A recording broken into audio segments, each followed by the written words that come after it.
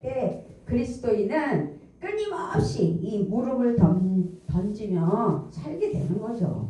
그래서 인생은 한 번 왔다 한 번 가는 것이 마땅한데, 장례가 나면 장례식장에 가기도 하잖아요.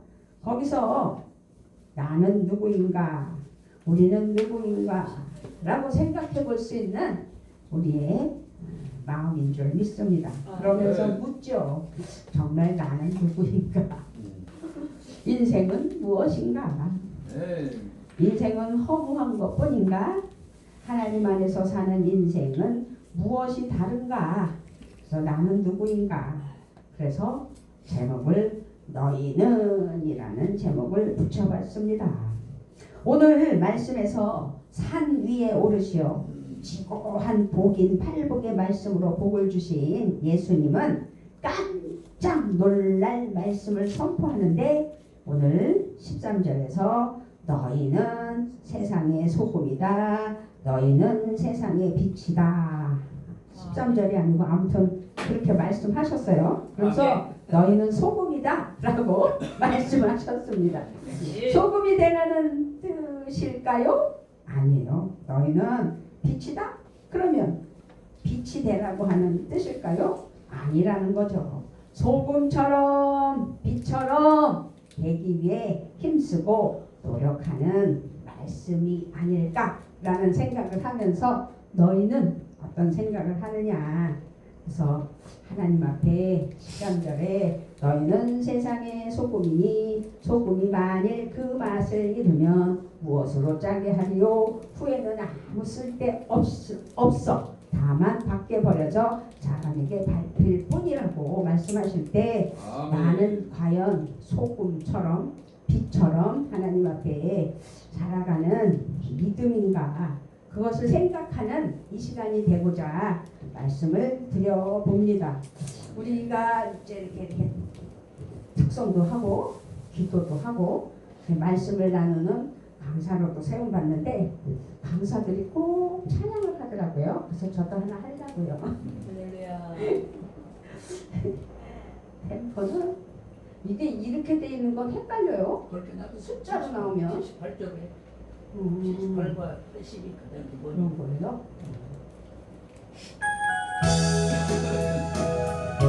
좀 높게 있죠.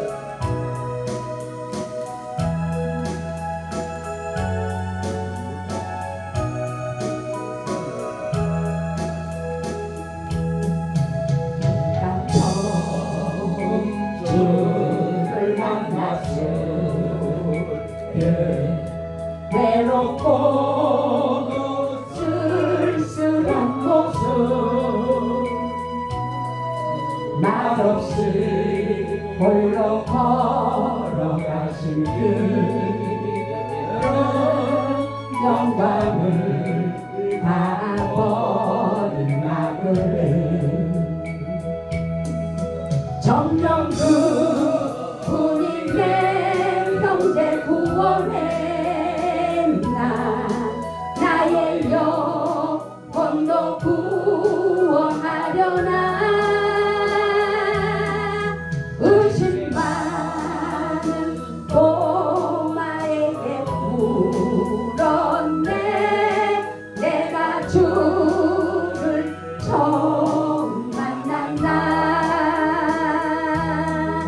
내가 다시 주를 만났을 때 죄악으로 몹쓸 병든 몸 조용히 내 손 잡아 이끄시며 병든 자 여기 떠나거라. 눈물 흘리며 참회하였었네, 나의 믿음이 뜨거웠었네. 그러나 죄악이 나를 삼키고 내 영혼 밝게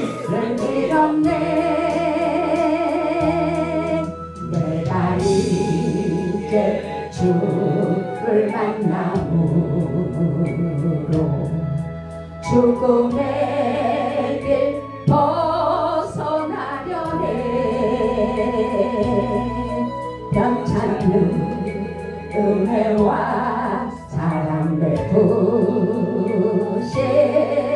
그분만이 나의 구세주. 주 예수 따라 항상 살리로다. 십자가 지고 따라가리다.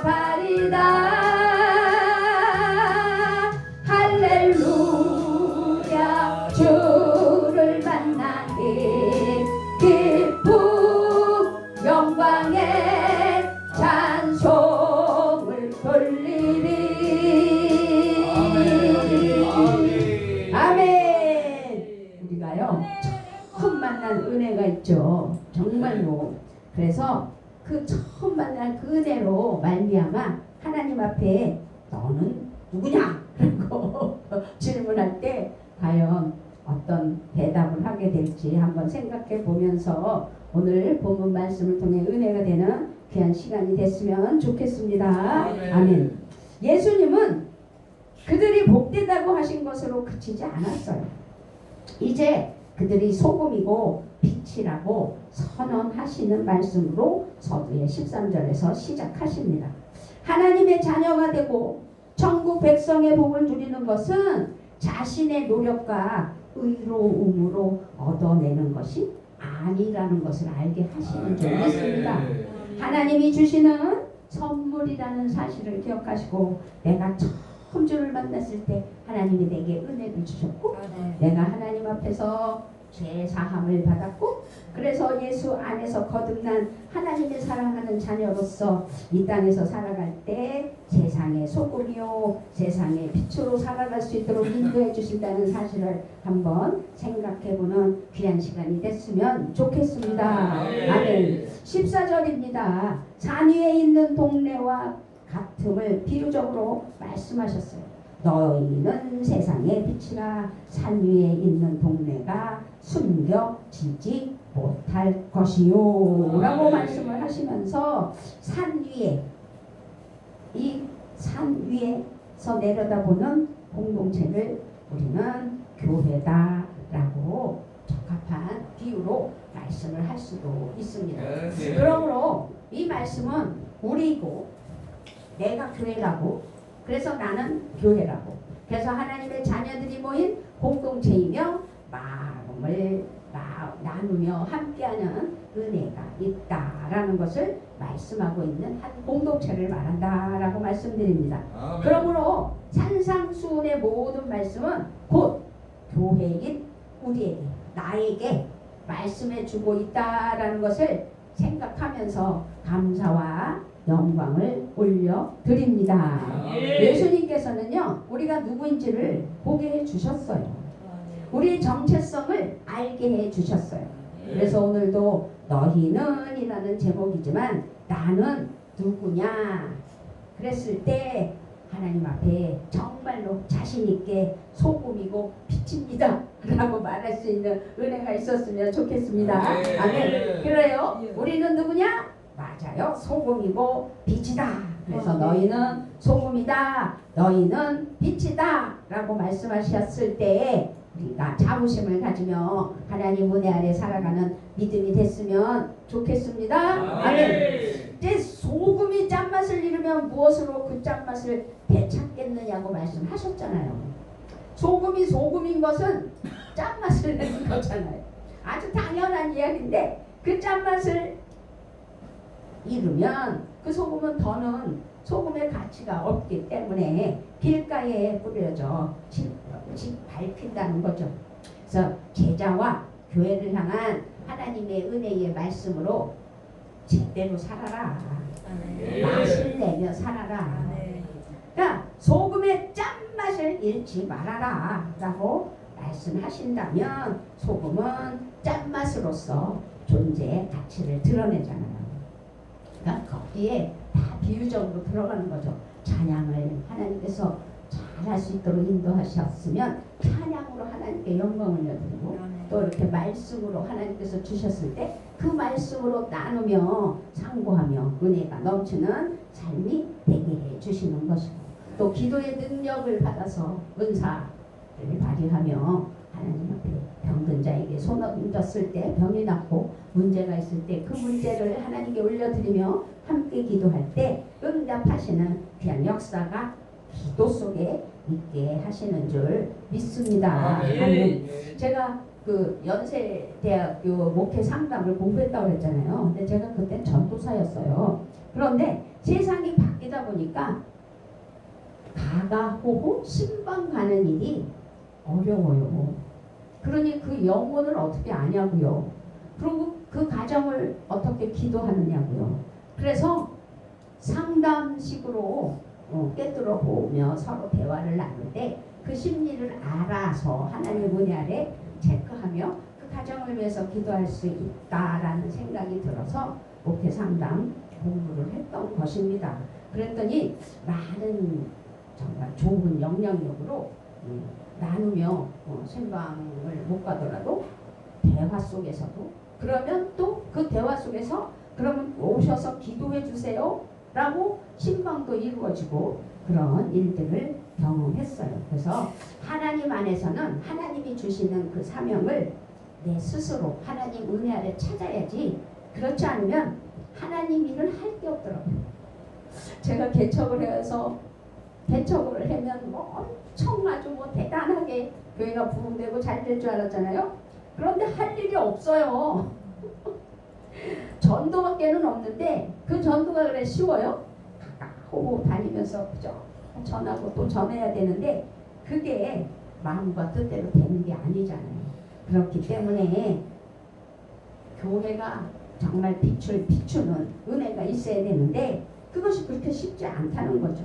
그래서 요한복음 8장 12절에서도 나는 세상의 빛이니 나를 따르는 자는 어둠에 다니지 아니하고 생명의 빛을 얻으리라 라고 예수님께서 말씀하셨잖아요. 그런 것을 말씀으로는 잘 알고 이론적으로는 알면서도 실천하지 못하는 게 우리의 사정인 줄 믿습니다.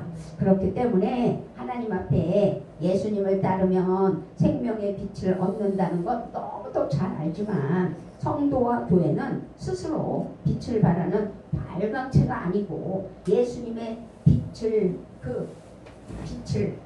반사체로 비추는 것도 아니고 예수님의 생명의 빛이 나를 통하여 세상을 비추지 않는다면 우리는 또 반사체라는 사실입니다.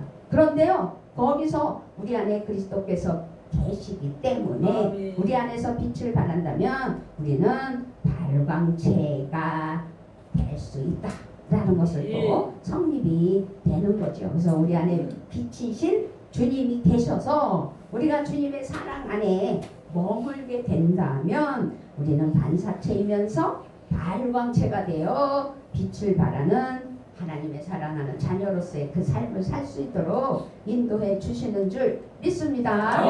그것이 우리의 사명이고 하나님께서 주신 은혜라면 오늘 말씀에 정말 아주 너무 잘 알고 식상한 마태복음 5장 말씀이잖아요. 그 말씀 안에서 우리에게, 내게, 나에게, 너희에게, 우리 모두에게 주시는 말씀이라면 그 말씀 안에서 승리하는 그런 은혜가 우리 삶 속에 있어야 될 줄 믿습니다. 네. 그래서 14절부터 16절 말씀에 너희는 세상의 빛이라 산 위에 있는 동네가 숨겨지지 못할 것이요 사람이 등불을 켜서 말 아래에 두지 아니하고 등경 위에 두나니 이러므로 집안 모든 사람에게 빛이 있느니라. 이같이 너희 빛이 사람 앞에 비치게 하여 그들로 너희 착한 행실을 보고 하늘에 계신 너희 아버지께 영광을 돌리게 하라. 아멘. 예수님은 더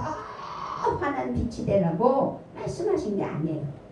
예수님의 제자와 교회는 빛이기 때문에 그 빛을 감추지 말고 환하게 비춰야 된다는 것을 말씀하고 있는 거죠. 빛의 소명은 자신을 숨기지 않는다라는 말씀입니다.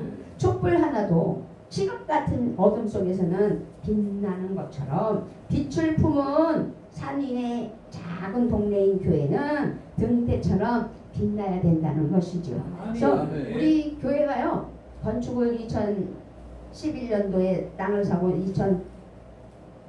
2010년도에 땅을 사고 2011년도에 건축을 해서 2012년도에 개척을 했는데요. 교회만 우리 교회만 동그랗게 하나 있었어요. 주위에 아무것도 없고 앞에 그 아파트만 있었어요. 그래서 많은 사람들이 크게 붕할 거라고. 그러니까 저는 자연스럽게 다 붕이 돼서 아주 잘 될 줄 알았죠. 그래서 정말로 막 잘 되는 것처럼 15명, 20명이 예배를 드리게 되더라고요. 너무 좋았죠. 그런데 이게 굴곡이라는 게 참 무서운 거예요.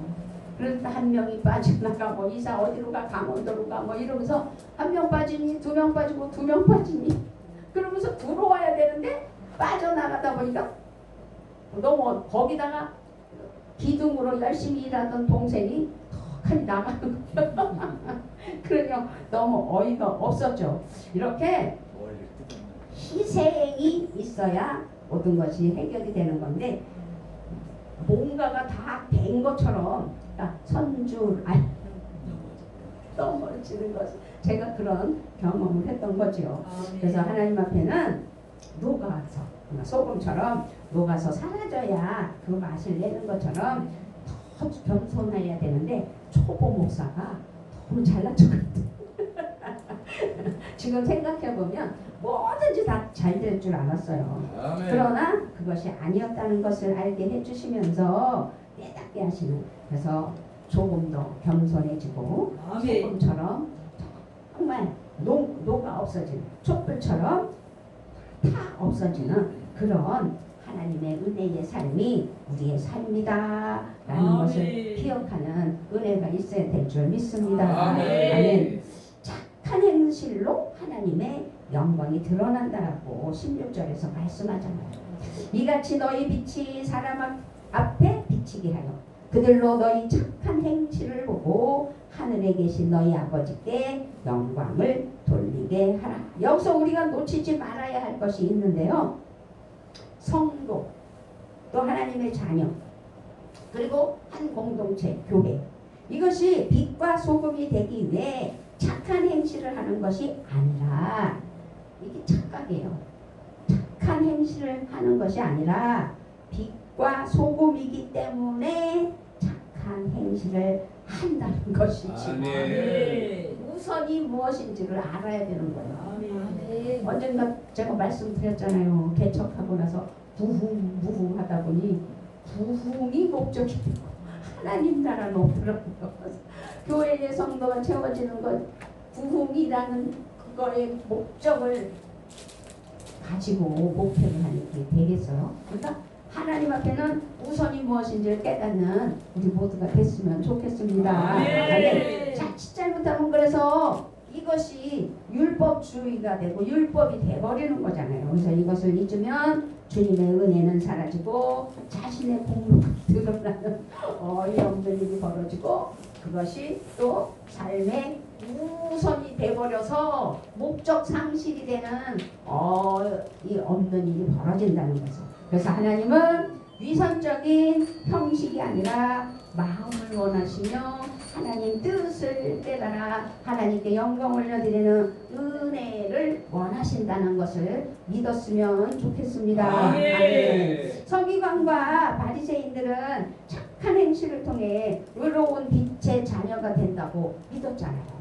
그래서 착한 행실은 빛의 자녀가 맺는 열매이지 빛의 자녀가 되는 일은 아니라는 사실을 기억했으면 좋겠습니다. 아멘. 그래서 이제 착한 행실로 빛의 자녀임을 드러내며 그 빛의 원천은 하나님이시라는 사실을 기억했으면 좋겠습니다. 아멘. 그래서 복음은 계속해서 우리가 누구인지를 일깨워주고 너희는? 이라고 질문하셨을 때 나는 누구이며 우리가 누구인지를 아는 것은 곧 우리가 존재하는 이유와 목적을 깨닫게 되는 은혜인 은혜인 줄 믿습니다. 아멘. 다시 한번 말씀드리자면 나는 누구인가? 우리는 누구인가? 주님은 말씀하십니다. 너희는 세상의 소금이다. 맛을 잃지 말아라. 너희는 세상의 빛이다. 세상의 빛을 비추어라. 아멘. 예수님을 따르는 하나님의 자녀인 우리는 세상의 소금이고 빛이라는 사실을 잊지 않았으면 좋겠습니다. 아멘. 우리의 삶은 만나는 삶, 빛나는 삶이죠.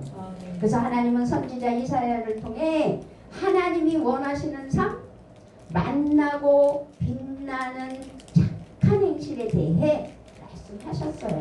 그 말씀이 이사야 58장 6절부터 8절입니다. 이사야 58장 6절부터 8절을 우리 한번 찾아서 크게 읽어보도록 할까요? 구약으로 넘어가면 이사야 말씀이 있는데요. 이사야 58장 58점 몇 절이요?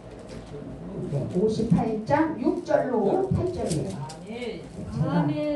네, 제가 6절로 8절 시작. 나의 기뻐하는 금식은 흉악의 결과를 풀어주며 멍에의 줄을 끌어주며 압제당하는 자를 자유케 하며 모든 멍에를 꺾는 것이 아니겠느냐? 또 줄인 자에게 내 신고를 나눠주며 유리하는 빈민을 내 집에 들이며 벗은 자를 보면 입히며 또 내 골육을 피하여 스스로 숨지 아니하는 것 아니겠느냐.